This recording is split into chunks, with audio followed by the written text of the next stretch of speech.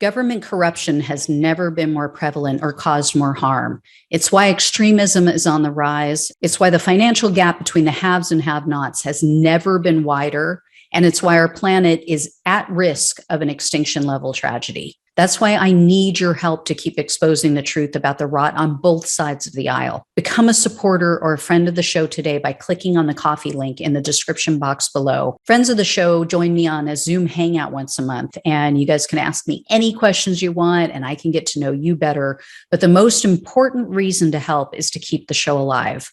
Together, we can and will save our country and our planet. Thanks in advance and enjoy the show. Everyone, welcome to the show. So it has come to light that Twitter accidentally labeled factual COVID data as misinformation. This was information posted by doctors, scientists, and others, but some of them had their tweets flagged and others had their accounts suspended. In California, an insurrection bill is now headed to Governor Newsom's desk. This bill will revoke the nonprofit status of any organization that takes part in or incites an insurrection. I mentioned that to you guys a while back, and now it seems that it's going to be law. Also in California, the governor approved the public use of date rape and fentanyl test kits. Californians can now carry and use test strips to ensure that their food or their beverage hasn't been spiked with a date rape drug or fentanyl.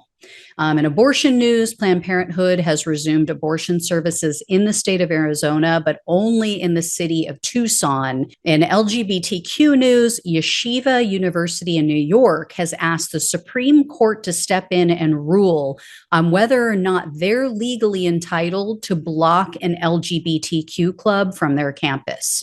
And this decision, as you can imagine, will have very long-term, widespread consequences.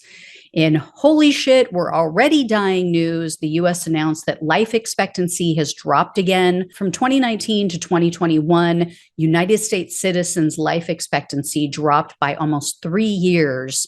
It's now 76.1 years of age. It's the worst that it's been since 1996. They say it's largely due to the pandemic, but it was already on a downward trajectory before the pandemic. And to prove how much they really do hate the working class, Republicans are planning to file lawsuits against the Biden administration to fight their student debt relief plan. Republican attorneys general and high-profile conservative groups like the Heritage Foundation are said to be discussing their legal strategies to prevent federal borrowers from being relieved of their debt because, they're Christians and that's what Jesus would do. Thanks so much for watching and listening. Thanks for the quickie. I'll talk with you soon.